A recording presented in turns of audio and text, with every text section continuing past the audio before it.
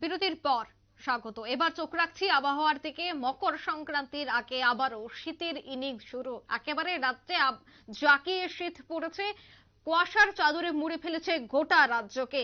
এবং আগামীতে শীতের কামড় কেমন থাকবে বা মকর সংক্রান্তির আগে আবহাওয়ার কোনো পরিবর্তন হবে কিনা সেই বিষয় নিয়ে আমি বিস্তারিত জানবো। টেলিফোন লাইনে রয়েছে নিউজ ভ্যানগার্ড প্রতিনিধি সুপ্রীতি মুখার্জি। সুপ্রীতি, এই মুহূর্তে আবহাওয়া কি বলছে?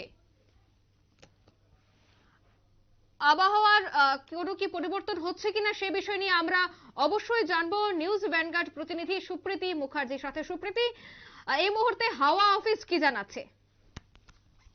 দেখো অঙ্কিতা, হাওয়া অফিসের পক্ষ থেকে ঠিক যেমনটা জানানো হয়েছিল যে 10 তারিখের পর থেকে কার্যত আবহাওয়ার একটা বিরাট পরিবর্তন ঘটবে। তবে সেই জায়গায় দাঁড়িয়ে বৃষ্টিপাতেরও সম্ভাবনা দেখা দিয়েছিল কোনো কোনো রাজ্যের ক্ষেত্রে।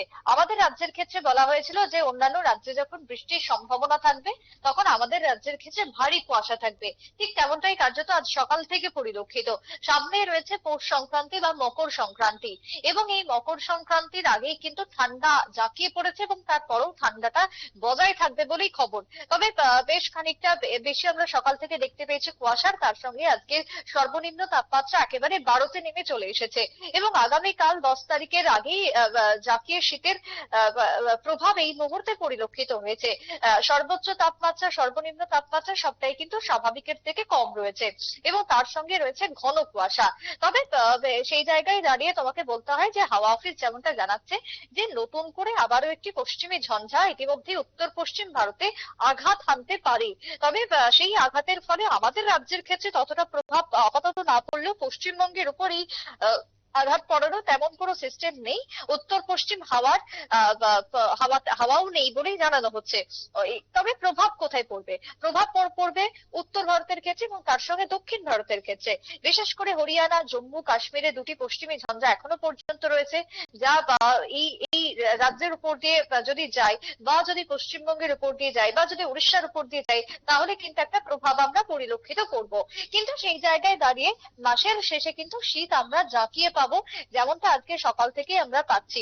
আগামী দিনেও শীতটা বজায় থাকবে বলে হাওয়া অফিস জানাচ্ছে আপাতত। অঙ্কিতা। একদমই, ধন্যবাদ।